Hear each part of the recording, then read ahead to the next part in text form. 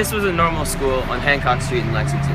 Founded in 1839, it was the first public school created specifically to educate teachers. Let's take a look inside. Prior to the opening of the school, education was rarely given by trained or knowledgeable teachers. Schools in rural areas like this one in Staten Island, New York, were taught by farmers, surveyors, or even innkeepers. Many of them used the teaching job as a source of income during their off seasons. Even with those select few teachers who were actually educated, most of them were men who just saw teaching in a schoolroom as a stepping stone for professions in church or law. Teaching was simply not seen as a respectable profession. Beginning in the 1820s, reformers such as Horace Mann, James Carter, and Henry Barnard sought to create a system of education that was democratic, universal, and non-sectarian. Through their activism, public common schools started to pop up around New England. However, there were not enough schoolmasters to staff this new influx of public schools, and the teachers they did have were not of satisfactory quality. So where did they find the people to train? It turns out there was a huge segment of the population ready to educate the next generation: women. Horace Mann envisioned a school that would not only generate more teachers, but better teachers, and these teachers would be predominantly female. The previous trend of teachers had caused a disparity between the education's different social classes received.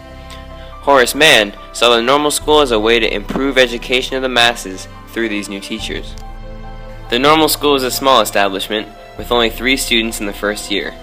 However, in the second year the class size grew to 25 women, and after that it grew until there was no room left in the classroom.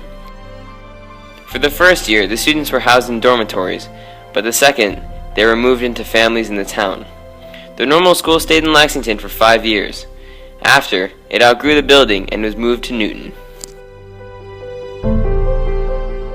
So how did the normal school change education? According to education professor David F. Labaree from Stanford University, the most prominent and ultimately most influential form of teaching school was the state normal school, the first of which opened in Lexington, Massachusetts in 1839. By the end of the 19th century, normal schools all over the nation began popping up. You had normal schools in New York, Illinois, Massachusetts, Virginia, and pretty much every state in the country at the time. All because of the normal school in Lexington. It ultimately sparked the desire to have better teachers around the nation. The normal school also succeeded in changing gender roles.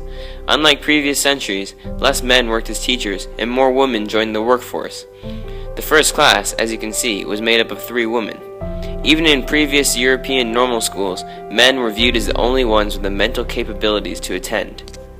The creation and the popularization of normal schools continued until the turn of the 20th century. Normal schools were quickly phased out in favor of regular colleges and universities. Today, public schools have evolved to the point where you can receive an equal education at a place like Lexington High School as any private institution.